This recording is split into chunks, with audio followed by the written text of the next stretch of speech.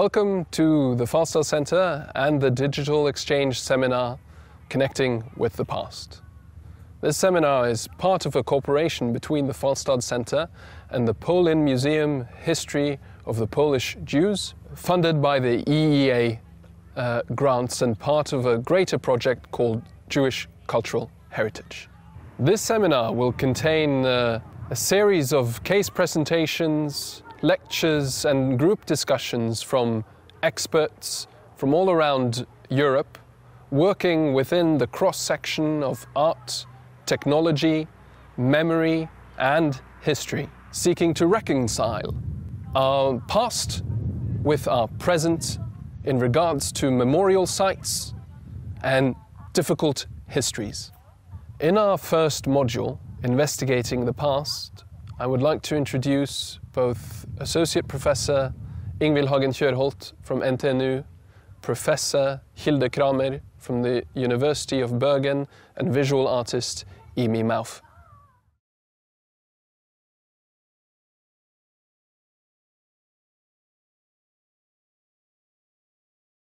The Falstad Center Memorial is located in a remote village in mid-Norway, on the site which from 1941 to 1945 was one of the largest Nazi prison camps in Norway.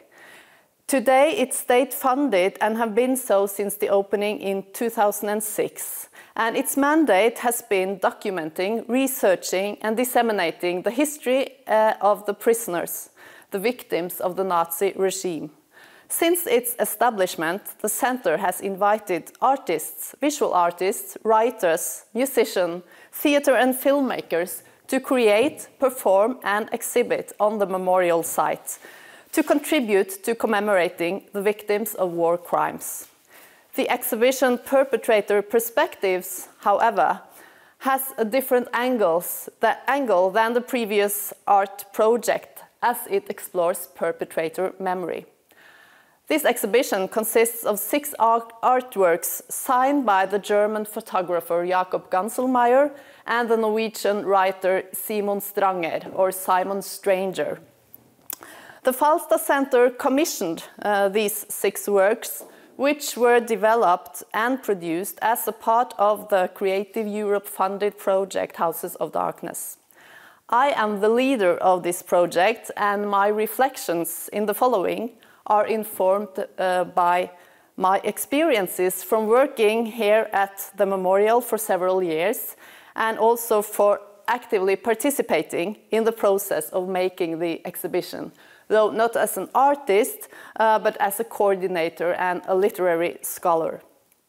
I will first give you an introduction to the house and the project Houses of Darkness, before zooming in on a detail that I find particularly interesting in this exhibition, and that is the representations of the Commander's House in the Commander's House.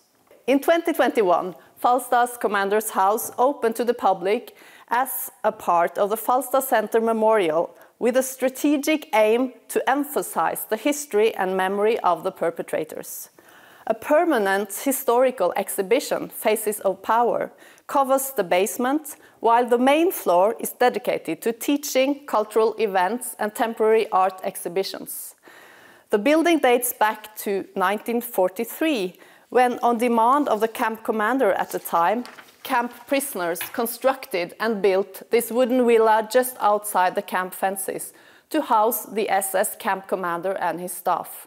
From 1944 and until the end of the war, the last 3 commanders lived in this house and used the rooms as offices and recreation space. From 1945 and to the 1990s, the villa was state property. It kept its function as a mixed space of work and private life, as a satellite of the activity in the main Falstad building. First as a home and office of the director of a forced labor camp for Norwegians convicted for Nazi collaboration. Later as the residence of the headmaster of a special education school located on the premises. From the mid-1990s and to 2011, the former Commander's House served as a private family home. During the post-war period, from the early 1950s and to 2011. The interior, and especially the main floor, was refurbished several times. And this is how the house looked like when it was announced for sale at the real estate market in 2011. The Norwegian state then rebought the house, and in 2015 the Falstad Center initiated a large development project aiming to transform the house into a public space. A new glass foyer constructed by the renowned Norwegian architects Jensen and Skodvin was added, and the foyer changes the building's facade quite extensively, initiating an architectonic contrast between the old and the new, between the wooden walls of an average, modest-looking house and this rather spectacular glass structure. At the same time, the new entrance reveals the traces of the war years by removing the outer paneling on the end wall, so that the original structure, built by the camp prisoners, becomes visible. The renovated interior mirrors this mixture or patchwork of original wartime relics and added and reconstructed elements. In 2020, as part of the strategic focus on perpetrator memory, the Falstad Center received funding from the European Union's culture program, Creative Europe, to coordinate the project Houses of Darkness. And Houses of Darkness is a collaboration between 3 European Nazi camp memorials. It's Falstad in Norway, Bergen-Belsen in Germany, and Westerbork in the Netherlands, as well as the Dutch creative producers Paradox. The memorial sites shared the experience that dealing with perpetrator memory in places dedicated to commemorating the victims is rather challenging, and the project's key objective is to explore today's remains of former perpetrator spaces together with artists and a young audience, in order to question and reshape our current cultural memories and imaginaries of war crimes. This slide shows contemporary photos of the former commanders' houses in Westerbork, Falstad, as well as the site for Bergen-Belsen, Bergen-Belsen's commander's villa, which until recently was an overgrown spot in the outskirts of today's memorial site. Art is a key component in the Houses of Darkness project. We have created online resources with creative tasks. We have developed workshops led by local artists, and we have commissioned 3 international creative teams, a photographer, filmmakers, and writers that got a double task. First, they should work with the perpetrator spaces, with the buildings located in or close to the prison camps, but which nevertheless were separated from and linked to other practices and hierarchies than those governing what we may call prisoners' space. Second, their artworks should be targeted at a young audience to spark conversations about this difficult part of our shared European history. I will show you a short trailer of their works so that you get a glimpse of them, the exhibition's perpetrator perspectives, and If a Tree Fell in a Forest, as well as the graphic Instagram documentary, His Name is My Name.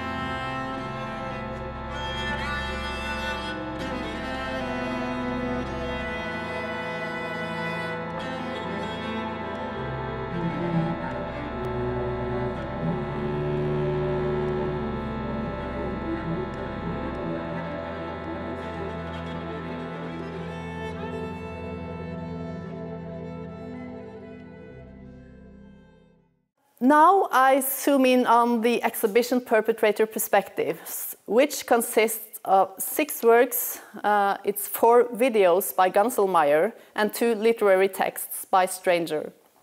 The texts are available in 3 formats, as words projected on the wall, as sound files, and as printed text in small booklets.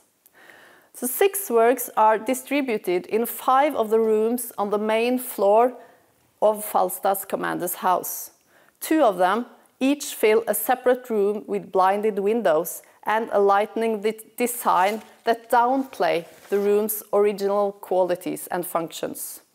The other 4 works are placed to resonate with architectonic details, with the view of the garden and the cultural landscape, with the furniture and with the interior's patchwork of authentic material traces from 1943, renovated and reconstructed elements, and the spectacular new glass foyer.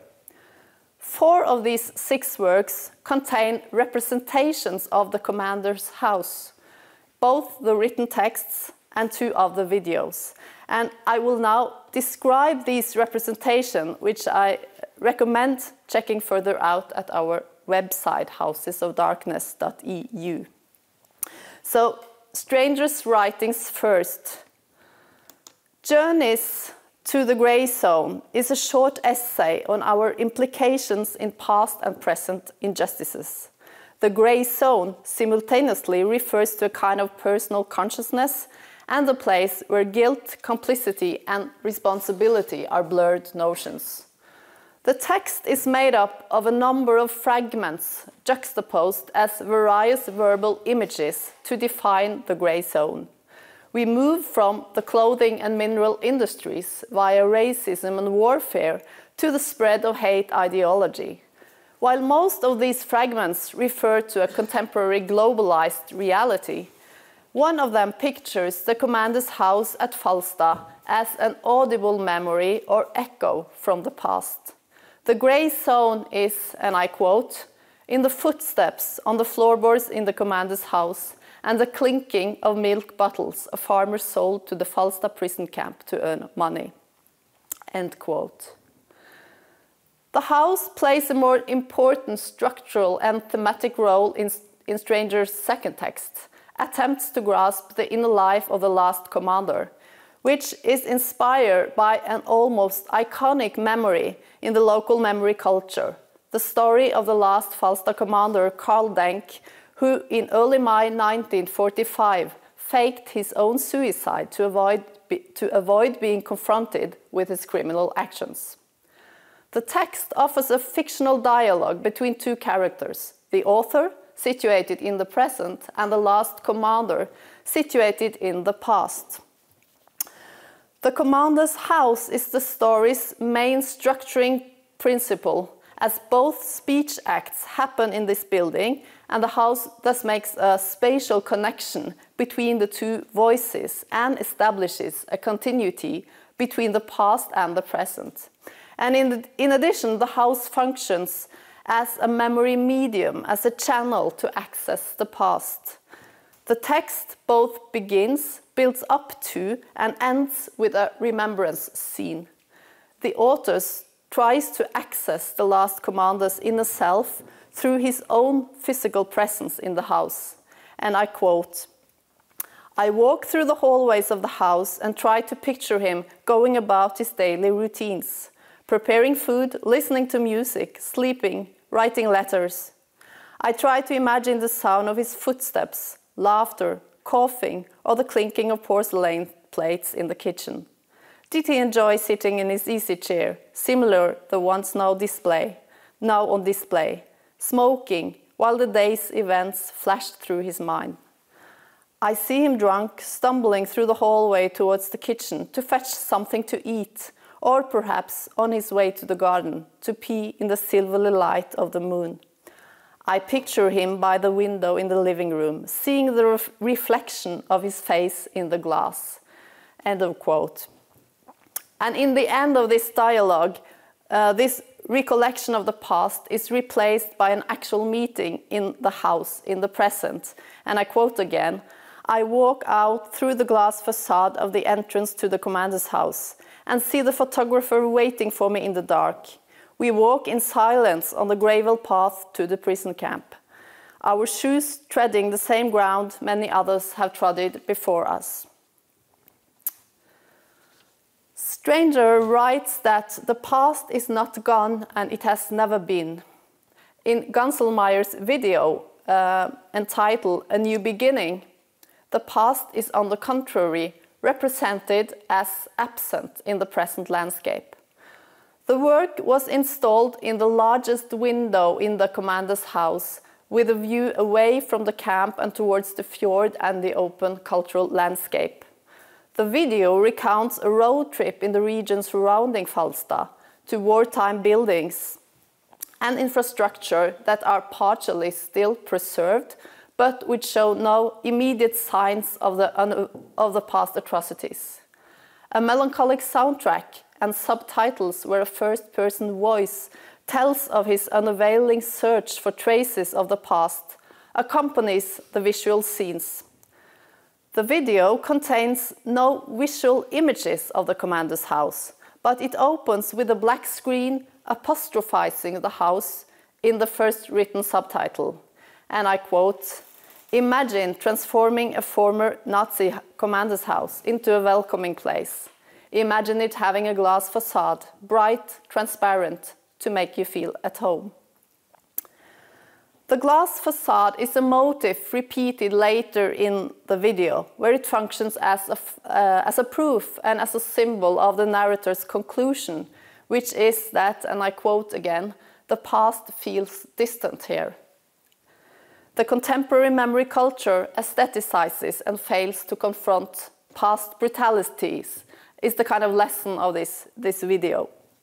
In the video Where Dreams Come Home, the house plays the main role in a fictional parodic real estate video. This video also tells of a journey, but here we travel through a 3D model virtual commander's house with rooms generically styled in line with the aesthetics of the modern real estate market.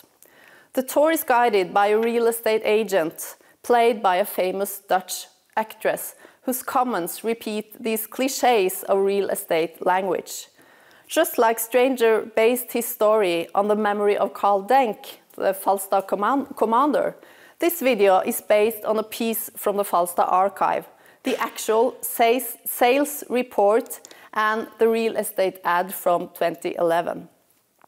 Rather than representing the house of the past, however, the house in this video is like a utopia or an idyll, a place where time and history do not exist.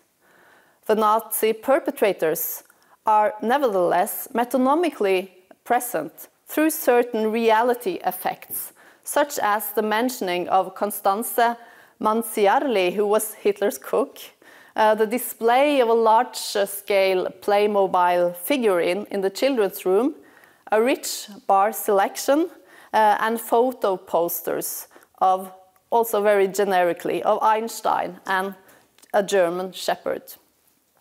So the enlightened spectator can thus link the rooms to the aesthetics, ideology, and history of Nazi Germany.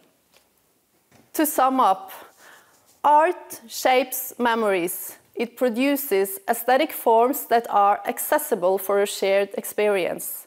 In fiction literature, visual arts, film, architecture, and music, real experiences, memories, and lived life, which we find traces of in the archives, are mixed with ideas and imagined identities and worlds. The commander's house at Falstad holds an indexical or causal connection to war crimes and perpetratorship as an authentic material relic of the last war years' brutalities. Simultaneously, its contemporary architecture juxtaposes different layers of time, revealing not only the prisoner's original construction, but also the many reshapings that followed. Used as an arena for art exhibitions, the architecture of today's commander's house resonates with the works to create new meanings which expand visitors' understanding of the history the house as well as of the exhibited works. When artworks represent the commander's house in the commander's house, like a mise en abîme, the resonance between the art and the architecture becomes like a double mirror. So the works of Ganselmeier and Stranger, in various and contradictory ways, emphasize the house as a perpetrator space, and at the same time they refuse to fix its meaning by commenting on how posterity has reshaped the rooms in different ways, by different agents and with different motives. So representations of the commander's house in the commander's house thus activate several different contexts through which we may understand and imagine what perpetrator memory might mean today. So thank you. Thank you, Ingvild, for that presentation. Now, next up is a performance of Amy Mouth, visual artist, called The Book of Remembrance.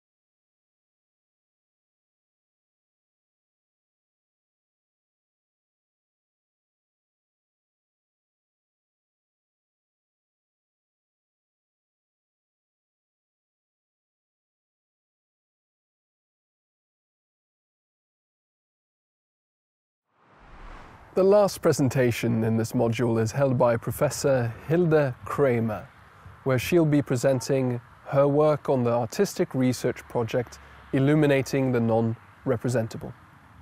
Illuminating the Non-Representable consists of 4 sub-projects. Project 1 is called If This Was a Human Being and is led by Sebastian Klein at the Falstad Center in cooperation with me, Hilde Kramer from the University of Bergen. It's a didactic teaching method for history and social sciences designed to enhance the engagement of participants in collaboratory workshops teaching Holocaust history. The second project is called Book and explores the potential of the artist book and 3-dimensional illustration as communication of complex human challenges, focusing on the Litzmannstadt ghetto in Łódź, Poland. And this project is run by artist Imi Morf. The third project belongs to Tenny Andino, Fredrik Rischedal, and myself. What is a character? What happens when sound is used as an illustration? The project deals with a history of the Momarken horse racing ground between 1940 and 1950. What few people know today is how it only narrowly escaped becoming a concentration camp during the Second War. Several audio works fall under this project. The sound installation How Long Did You Stay in the Water by Fredrik Rischedal, Music from Siberia by Kramer and Andino.